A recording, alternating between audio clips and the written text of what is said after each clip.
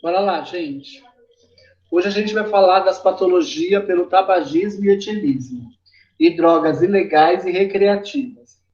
Então, aí hoje nós vamos trabalhar um pouquinho sobre esses tipos de patologia, porque também é uma patologia. Então, quando a gente fala sobre o tabagismo, nós falamos das pessoas que acabam consumindo cigarro, né? Produtos que contêm o tabaco, cuja droga, o princípio ativo é a nicotina. Então, a Organização Mundial da Saúde, ela afirma que o tabagismo deve ser considerado uma pandemia, ou seja, uma epidemia generalizada e como tal, precisa de ser combatido, né? A fumaça do cigarro é uma mistura aí que a gente acaba tendo.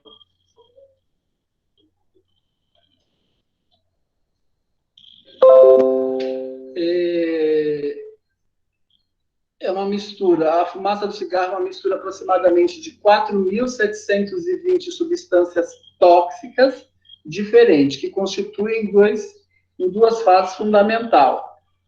A fase de particulada e a fase gasosa.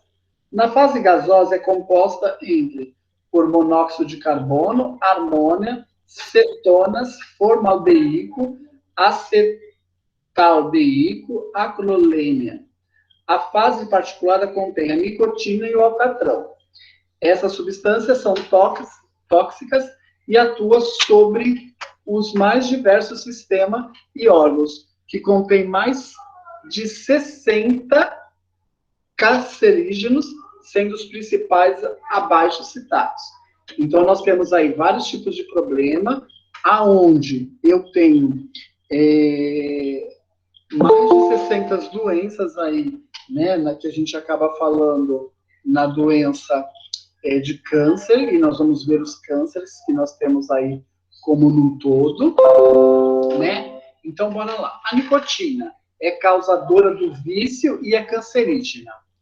O benzopireno, substância que facilita a combustão e a existência no papel que envolve o fumo. Substâncias radioativas, como o polônio 10 e o carbono 14. Agrotóxico, DDT. Solvente, benzenos. E metais pesados, como o chumbo, o cadmio. Um cigarro contém de 1 a 2 gramas de concentrado, que isso vai cair diretamente aonde? Lá no fígado da pessoa, né? Então, onde a gente acaba aí acabando entendendo que ele leva aí no fígado, rins e pulmões, tendo meia vida de 10 a 30 anos, que leva à perda da capacidade ventilatória dos pulmões, além de causar dispneia, efizema, fibrose pulmonar, hipertensão, câncer nos pulmões, próstatas, rins e estômago. O níquel, o arsênico, armazena-se no fígado, rins, corações, pulmões, ossos e dentes, resultando de uma gangrena dos pés, causando danos no miocárdio, né? Então, olha aí o que acontece. Então, só estou fumando cigarrinho, só, né? Então, nós temos um problema sério. Não dá para colocar inteiro porque estão entrando. O tabaco pode ser usado de diversas maneiras, de acordo com a sua forma de apresentação, sendo inalado, cigarros, charuto, cigarro de palha, aspirado como rapé, mascado, fumo de rolo, porém, sobre todas as formas, ele é maléfico à saúde. Doenças causadas pelo uso de derivados de tabaco. O tabagismo causa de 50 doenças diferentes, principalmente as doenças cardiovasculares, tais como hipertensão, infarto e angina e derrame. E é responsável por muitas mortes de câncer de pulmão, boca, laringe, esôfago, estômago, pâncreas, rins e bexiga. E pelas doenças respiratórias obstrutivas, DPOC, como a bronquite crônica, efizema pulmonar. O tabaco diminui as defesas do organismo, e com isso o fumante tende a aumentar a incidência de adquirir doenças como gripe e tuberculose. O tabaco também causa impotência sexual. Então, olha quantas coisas que acontecem. Existem vários fatores que levam a experimentar o cigarro ou outros derivados do tabaco. A maioria delas é influenciada principalmente pela publicidade do cigarro, nos meios de comunicação. Antigamente, se tinha o prazer de fumar. Só de fazer esse negócio era chique, né? Era chique você fazer esse dedo, usar esses dois dedos. Nos casos do jovem ainda é pior, porque ele, além das propagandas pelo meio de comunicação, como pais, professores, ídolos e amigos, também exerce uma grande influência. Antes dos 19 anos de idade, o jovem já na fase de construção da sua personalidade. Pesquisa mostra que a maioria dos adolescentes fumantes iniciou a fumar justamente nesta faixa de idade. Isto quer dizer, o principal fator favorece ao tabagismo. Entre jovens, principalmente a necessidade da autoafirmação. Então, eu fumo porque eu sou da hora, um monte de coisa, e a pessoa não sabe que ele está levando a vida dele aí para um caixãozinho. Moda nos dicionários não leva a pensar em música. Roupas, gostos, jeito de vestir, gírias, dançar, etc. O tabaco não está incluindo em nenhuma desses itens. Há algum tempo atrás, a publicidade manipulava psicologicamente, levando a diferentes grupos, entre adolescentes, mulheres e indivíduos de baixo poder aquisitivo, que acreditava que o tabagismo era mais comum, socialmente aceito, que era, na realidade, através das demandas sociais e das fantasias comerciais, que usavam mulheres bonitas e bem vestidas, e homens fortes, bonitos, jovens, curtindo a natureza em festas bem acompanhados. Todos esses personagens fazendo uso de cigarro. Hoje, esse tipo de publicidade foi proibido no Brasil, por uma lei 10.167, que restringe a propaganda de derivados e tabacos. Então, a lei 10.167, ela aí fala que a pessoa não pode fumar. Ela restringe tudo isso. Tá? Então, é essa aí a importância de uma lei.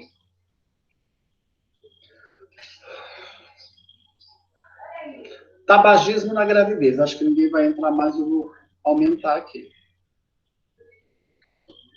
Fumar durante a gravidez traz sérios riscos para a gestante, como também aumenta o risco de mortalidade fetal e infantil. Este risco deve-se principalmente ao efeito de monóxido de carbono e a nicotina exercida sobre o feto, após a absorção pelo organismo materno. Estes riscos são aborto espontâneo. Então, a gente acaba vendo aí que muitas mulheres têm aborto espontâneo. Nascimentos prematuros, bebês aí que nascem prematuros. Bebê de baixo peso. Mortes fetais em recém-nascidos.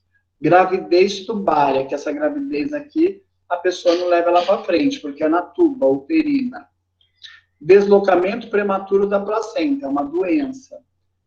Na verdade, está descolando a placenta. Placenta prévia e episódios de sangramento, né? Placenta prévia, que ela acaba aí se inserindo no local errado. Comparando com a gestante que fuma com a que não fuma, gestante fumante apresenta mais complicações durante o parto e tem o dobro de chance de ter um bebê menor do peso e menor comprimento. A gestante que fuma, com um único cigarro fumado, acelera em poucos minutos o batimento cardíaco do feto, devido ao efeito da nicotina sobre o seu aparelho cardiovascular. Imagine a extensão de danos causados ao feto com o uso regular de cigarro pela gestante. A gestante, o parto e a criança também são expostos aos riscos quando a gestante é obrigada a viver em ambiente poluído por fumaça de cigarro. Fumante passiva, absorvendo substâncias tóxicas de fumaça que pelo sangue passa para o feto. Assim como a mãe fuma durante a amamentação, a nicotina passa pelo leite. Tá? Então, olha aí, ingerindo pela criança. Olha que coisa, né? E aí, gente, quando a gente fala que a gente tem esses tipos de fumante passivo, aqueles que as pessoas acabam fumando. A Organização Mundial da Saúde fala que o terceiro maior causa de morte pela pessoa que acaba aí sendo um fumante passivo. Isso aqui, ó, é um pulmão de uma pessoa que fumou por vários anos. E aqui é um pulmão de uma pessoa não fumante. Tá? Então, a gente acaba vendo aí, conhecendo. Aí, a Organização Mundial da Saúde também acabou tirando você fumar em locais fechados, tá? O não fumante que respira a fumaça do tabaco tem risco maior de desenvolver a doença relacionada ao tabagismo. Quanto maior o tempo em que o fumante, doença relacionada, quanto maior tempo em que o não fumante fica exposto à poluição tabagística, o ambiente maior chance de adoecer. As crianças, por terem uma frequência respiratória mais elevadas,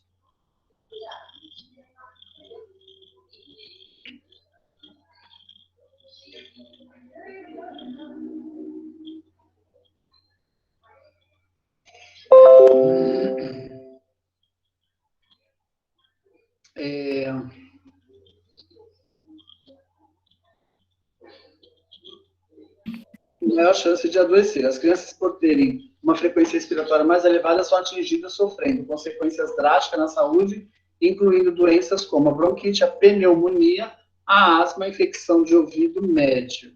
Tá? O tabagismo causa 9 mortes por hora, 80 mil por ano, 90% dos casos de câncer de pulmão, 80% das efezemas pulmonares, 25% dos infartos agudos do miocárdio, 40% dos derrames cerebrais.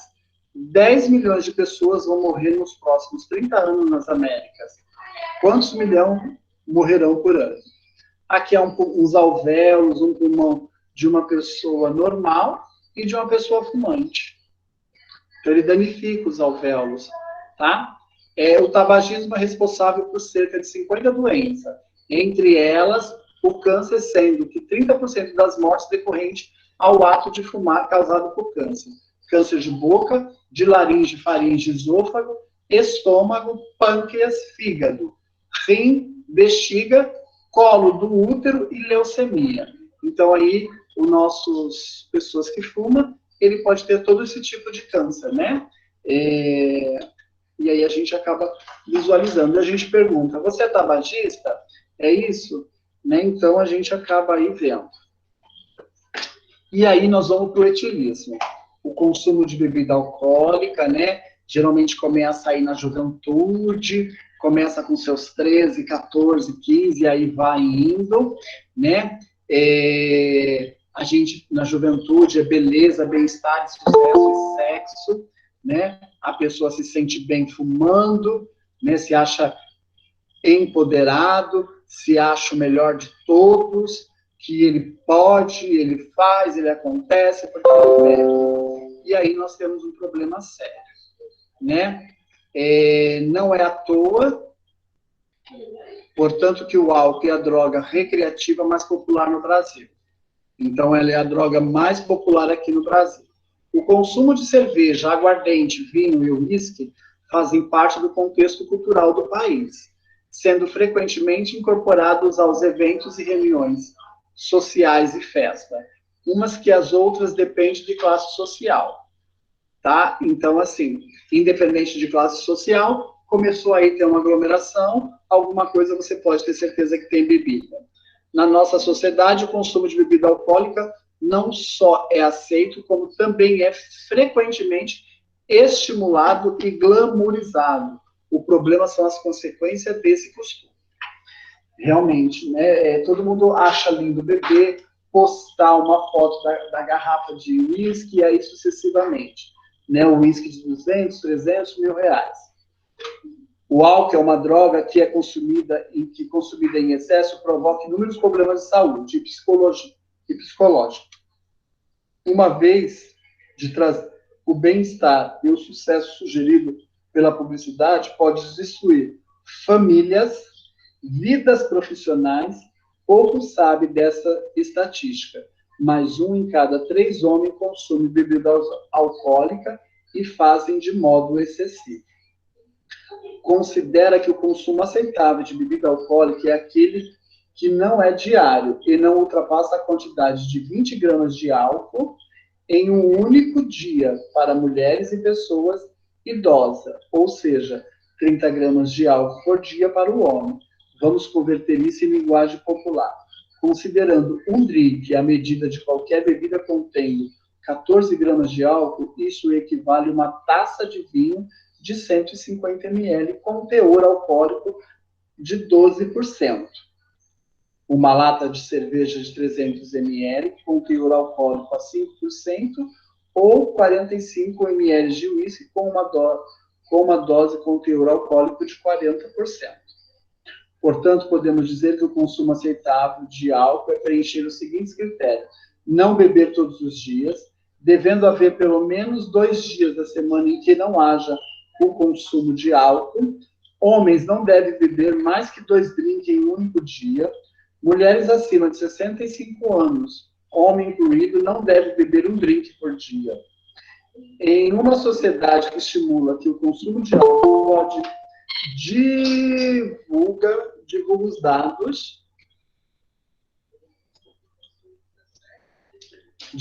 dados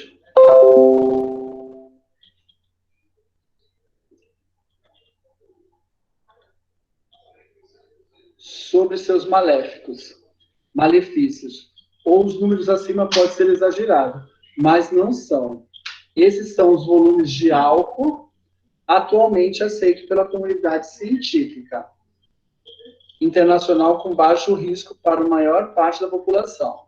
Com esse padrão do consumo de álcool, há poucas chances de surgirem dependências, problemas de pessoas com dano para o órgão, como fígado, coração, pâncreas e cérebro. Então aí, ó, gente, é bem aí criterioso. O valor de 20 a 30 gramas por dia de álcool vale para grande parte da população, mas há grupos especiais que não devem ingerir álcool algum. Os indivíduos que devem evitar o consumo de bebidas alcoólicas completos são grávidas, pessoa com passado de alcoolismo, pessoa que bebe, pessoa com histórico familiar de alcoolismo, pessoa com antecedente de AVC hemorrágico, pessoas com doença de fígado, pessoas com doença de pâncreas, pessoas com doenças cardíacas, principalmente insuficiência cardíaca. Considera um etilista moderado aquele que a pessoa bebe álcool, mas não faz de forma esporádica. Ou em pequena quantidade, como 1 ou 2 drinks por dia, por máximo 5 dias, não consecutivos da semana. Etilista pesado é aquele que bebe álcool em excesso, ou seja, quantidades sabidamente prejudiciais ao organismo. O consumo excessivo de álcool expõe o indivíduo a um elevado risco de desenvolver problemas relacionados à bebida, como o alcoolismo, câncer e disfunções de órgãos importantes, tais como fígado, coração e cérebro. Nós temos um problema sério, tá? O álcool mexe com o cerebelo, um monte de coisa que fica no cérebro, e a gente tem aí N problemas. A definição de consumo pesado de álcool pode variar dependendo da fonte bibliográfica. Em geral, aceita as seguintes definições para um etilista pesado: consumo de mais de 7 drinks,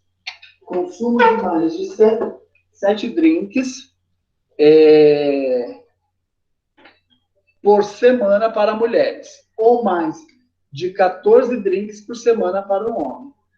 Pelo menos uma vez por semana, o consumo de mais de 3 drinks em um único dia para mulheres, ou 4 drinks em um único dia para os homens. E episódios de embriaguez por uma semana. Então, aí pode acontecer vários tipos de problemas, e aí a gente acaba visualizando que isso acontece sempre. Nem todo etilista pesado torna-se um alcoólico, ou um alcoólatra, a pessoa que sofre da doença do alcoolismo, mas o risco muito elevado. Ao contrário, que sempre é verdadeiro que o alcoólatra frequentemente preenche os critérios para o etilismo pesado. Então aí nós temos um problema sério. As pessoas com dependência do álcool costumam ter um padrão de consumo de álcool destrutivo, que está associado a 3 ou mais das seguintes. Tolerância, que significa que precisa de quantidade cada vez maior de álcool para obter o efeito da embriaguez. Então, cada dia ele vai bebendo, o organismo vai ficando mais forte, e ele precisa beber mais para ficar embriagado. Sintoma de abstinência, o que significa sentir sintomas desconfortáveis quando se tenta parar de beber. Né? Ver bichos, tem sudorese, um monte de coisa. Perda do controle sobre a quantidade de álcool consumido, o que significa frequentemente beber mais do que inicialmente previsto. A pessoa acaba bebendo e se perde muito. Então, a gente fala sobre isso.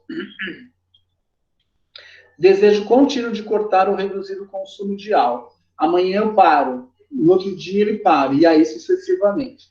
Passar uma quantidade crescente do dia pensando em comprar ou consumir, ou recuperando-se do álcool. Nossa, amanhã, que hora que eu vou comprar a bebida, o que eu vou comprar, o que eu vou beber? Negligenciar as tarefas sociais, profissionais e recreativas. Então, a gente fala desses profissionais, né, dessa pessoa que acaba não fazendo as tarefas de casa, os profissionais e recreativa dela. Continuar a beber, apesar de já reconhecer o problema físico e psicológico. Adivinhos do álcool. Todas as pessoas que acabam bebendo demais, ela acha que ela não é um alcoólatra. Né? Não, eu só bebo de final de semana. É um problema. A dependência do álcool também pode causar sintomas físicos, como, por exemplo, distúrbio do sono, tremores, desmaio, lapso de memória.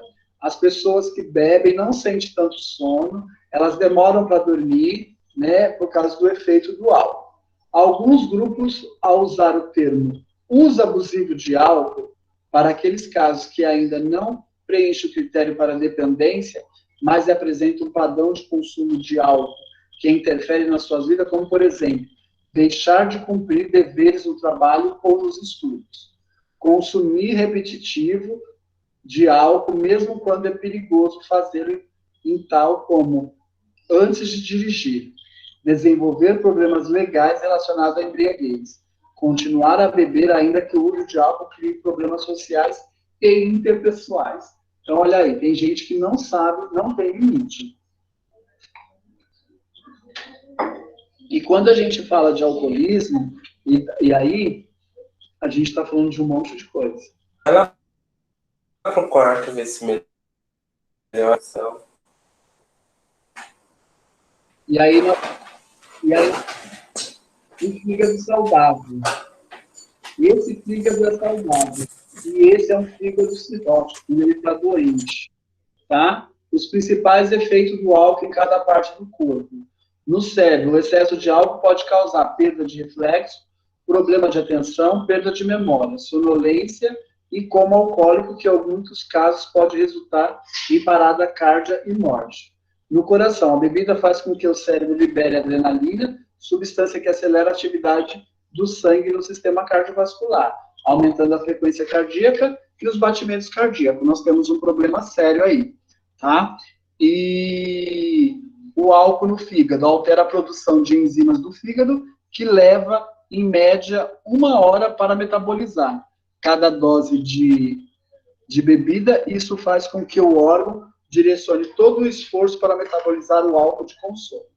Em consequência, pode ser uma inflamação crônica ou uma hepatite alcoólica que pode destruir a cirrose, evoluir para uma cirrose.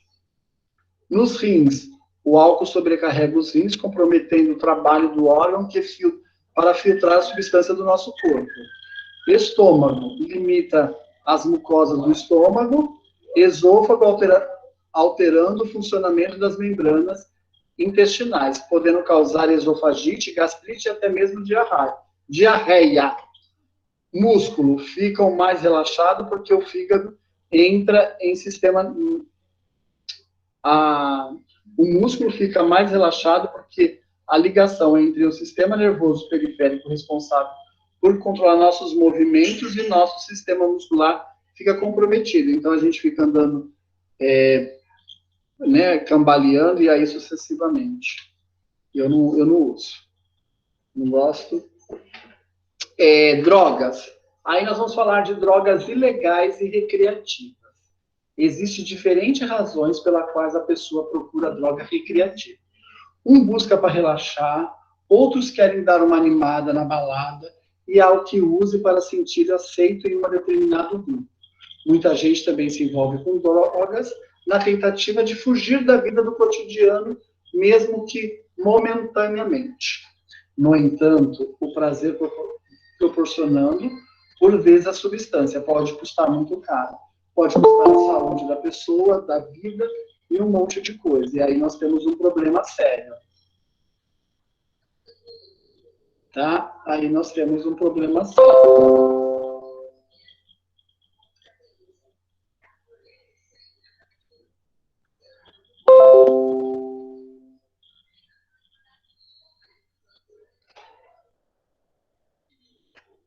Além de tudo, pode ter um dano aí para o seu serviço, prejuízo, ser mandado embora, porque pode trabalhar com uso de entorpecente. Então, nós temos muito problema.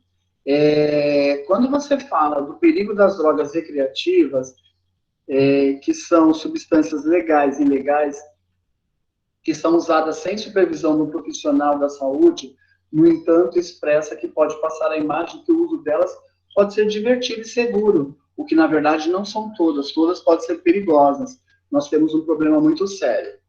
Tá? Elas são geralmente usadas nas situações sociais, como festa, baladas, encontros de amigos. O fácil acesso à substância é o desaparecimento dos primeiros efeitos. Em um curto período, pode trazer a sensação de que a droga pode ser nociva, mas não se engane. Elas alteram a percepção da realidade e diminuem a capacidade analítica, além de criar dependência física e psicológica. O uso contínuo dessas drogas também, para vocês poderem entender, acabam pessoas se viciando, tendo problemas sérios, pode ter danos neurológicos, de doenças mentais, perdas de dente e esterilidade. Quando a gente fala aí das principais drogas recreativas e de seu efeito no corpo, cada tipo de droga traz diferente consequência para o corpo humano. Alguns são mais perigosos do que o outro. Segundo o Global Drug Survey, pesquisa realizada em 2017, a metafetamina é responsável pelo maior número de casos atendidos em hospitais. Contudo, todos oferecem risco, inclusive as que parecem mais brandas. E confira que é seguir de uma lista com as principais drogas recreativas e conhece os efeitos de cada uma. Aí, êxtase. O êxtase, também conhecido como MDMA, traz o sentimento de euforia e faz tudo parecer melhor, mas na lista de sensação positiva termina por aí. A droga causa desidratação, eleva a temperatura do corpo. Essas duas condições podem levar a um derrame, principalmente em festa, onde a droga é comumente usada e as pessoas estão praticamente em atividade que movimenta o corpo. Essa droga recreativa também eleva a pressão sanguínea, causando náusea e sensação de cansaço. O êxtase também pode causar surto psicótico em alguma das pessoas, principalmente naquela que tem histórico familiar de doença mental. E aí nós temos a maconha. A maconha é a mais usada entre as drogas recreativas. Segundo, até hoje não há registro de morte por overdose dessa substância, mas isso não quer dizer que ela não ofereça perigos. Justamente por saber desses dados, algumas pessoas abusam da droga, pensando que não sofrerão graves consequências, e acabam viciadas. Isso tudo indica que a maconha causa transtorno psicótico, doenças pulmonares, danos neurológicos permanente, que pode causar perda de memória e de capacidade analítica. Cogumelos mágicos, nunca ouvi dizer nisso. A psilocibina, substância presente no cogumelos, é uma droga que leva o usuário a exagerar a realidade de forma distorcida. Sua ação é muito parecida à do LSD, pois as duas têm efeito alucinógeno, sentimento de euforia, distorção sensorial. A psilocibina age na mesma região do cérebro que costuma ser ativada quando se sonha por isso. Muitos usuários relatam que se vê dentro de um sonho quando está usando essa droga. No entanto, essa sensação não deve ser encarada como algo positivo. Elas podem levar o usuário a ter experiências muito ruins durante alucinações e até casos permanentes de perturbação mental. Além disso, os cogumelos mágicos também podem causar problema de visão, perda de senso de realidade e episódios psicóticos e um trauma psicológico. Um estudo feito por cientista Imperial College em Londres afirma que o cogumelo pode enfraquecer o fluxo sanguíneo, diminuir a oxigenação e a atividade cerebral. Olha aí. Estuda no estudo com você. A metafetamina é uma droga recreativa que proporciona a sensação de muita energia, até o foco aos usuários. Junto com isso, ela traz grande risco à saúde, como a possibilidade de derrames e infarto, já que leva a pressão sanguínea aos batimentos cardíacos. Né? Então, está elevando muito essa pressão. Além também que causa dificuldades para dormir, déficit cognitivo e pode, em casos mais extremos, causar surtos psicóticos, sendo pesquisa divulgada pela Universidade de Colômbia. E a cocaína? A cocaína pode trazer efeitos irreversíveis para o corpo do dependente químico. Ela pode causar infartos, derrames, surto psicótico, comportamentos violentos e até a queda dos dentes. A cocaína também interage muito mal com outras drogas, como o álcool. A mistura pode causar ataque cardíaco. Por ser uma droga recreativa muito viciante, os dependentes de cocaína costumam se envolver em situações arriscadas para conseguir o pó, e muitas vezes terminam entrando para o mundo do crime. O uso prolongado também pode causar perda de olfato e capacidade de engolir, além de danos permanentes na região nasal e bucal. E aí, nós temos o crack. O crack surgiu no início da década de 80. É um tipo de droga feita de cocaína e mistura de cloridrato da cocaína, amônia e água destilada, que formam pequenos grãos. E pelo efeito que dura pouco, faz com que as pessoas usem em grande quantidade, que torna o vício maior. Por ser uma droga barata, atrai mais os usuários de baixa renda. Quando a droga é fumada pelo usuário, ela faz um barulho de estalar. Daí surgiu o nome de crack. Seus efeitos psicóticos ou psicológicos são euforia, sensação de poder e aumento da autoestima. O efeito físico são aceleração do ritmo cardíaco, calafrio, pupilas dilatadas, pressão alta, ansiedade e falta de apetite. E paranoia. Ela pode matar por overdose. O crack é conhecido como uma das drogas mais fortes, pois, além de manter o organismo no ritmo acelerado, também tem altos poderes viciantes. Existe uma necessidade de tratamento, onde essas drogas recreativas trazem grandes perigos à saúde, inclusive danos irreversíveis. Para diminuir esse risco, a melhor opção é buscar ajuda profissional, enquanto ainda é possível reverter pelo menos alguns desses efeitos. A ajuda profissional é de extrema importância em um momento como esse, além de médicos psiquiatras e clínicos que vão acompanhar o paciente e avaliar os danos físicos causados pela droga. A equipe multidisciplinar conta ainda com psicólogos, terapeutas ocupacionais. Essa rede de apoio ajuda a recuperação e reinserção social do paciente, e não deve ser negligenciado. E aí, gente, eu vou falar uma coisa para vocês.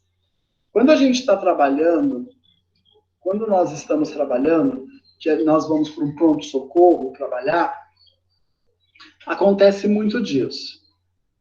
Quando você pega um plantão de sexta, sábado e domingo, você só pega paciente com uso de drogas e de bebidas. Nós temos um problema sério. Aí a gente acaba falando. Este problema, quando o paciente chega para a gente, ele está com um taquicardia, que o coração dele está saindo pela boca. Ele está com a pressão lá 210 por 14. Aí você já tem, quando ele chegar esse paciente, você tem que, quando a gente fala 2 acesso calibroso, quando a gente fala isso, é puncionar a veia calibrosa para poder infundir as drogas, né? Que nós vamos infundir qual tipo de drogas?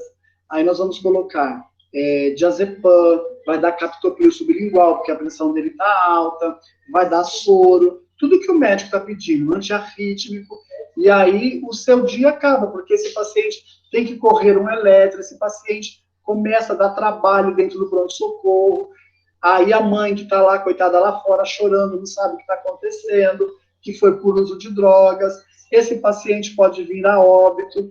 Então aí nós temos N coisas que acontecem com esse paciente.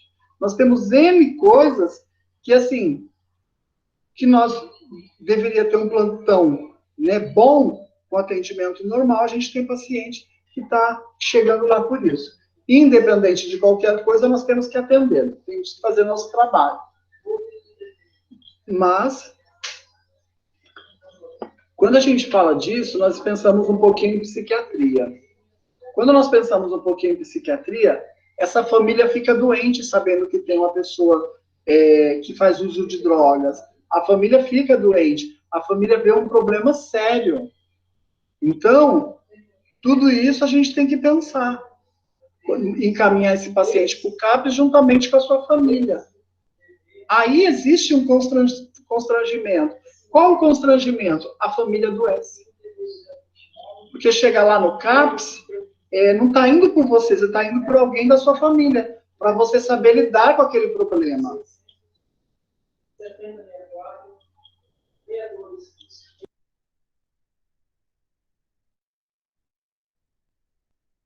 Então é um problema sério. Que a gente acaba aí visualizando. E nós vamos visualizar isso muito. A Jaciele fez uma pergunta. Professor, agora vai demorar um pouco mais para ter aula presencial, devido às novas restrições. Sim, para todas as escolas, para todos os locais, não podemos se colocar em risco. Tá? Professor, vou deixar o trabalho. Tá, perfeito, pode deixar. Quem quiser deixar o trabalho na escola, a escola está aberta das 9 às 19. Perfeito? Gente, vários assuntos novos na cabecinha de vocês. Várias coisas, como a gente já conversou a respeito disso, mas isso vai devagar entrando aí na cabecinha de vocês. Conhecer um pouquinho sobre drogas, né? E aí, acho que já na próxima aula a gente vai falar sobre... Tem aí o assunto, Andréia? Você está com a apostila que eu estou sem? Fala para mim. O próximo depois das atividades, vem a programação de imunizações, definições, rede de frio, reações. Perfeito. Aí já começa a gente a entrar um pouco mais na nossa área, sair um pouquinho das doenças e entrar na nossa área. Quando nós vamos falar de doença de imunidade inapta, de adaptativa e aí sucessivamente. Então vai entrar um pouquinho mais na nossa matéria, vai ser bem, bem legal essas coisas que nós vamos trabalhar. E conhecer a cadeia de rede frios. Tá? Dessa vez, eu não vou pedir atividade para essa nossa prova. Eu vou pedir que vocês... Eu vou ver direitinho, acho que eu vou pedir uma carteirinha de vacina que vocês montem de uma criança ao nascer até os 15 anos de idade. Aí nós vamos conhecer todas as doenças de vacinas, perfeito? E aí a gente abre aí para as perguntas. Não vai precisar fazer essas atividades de fixação, não, professor?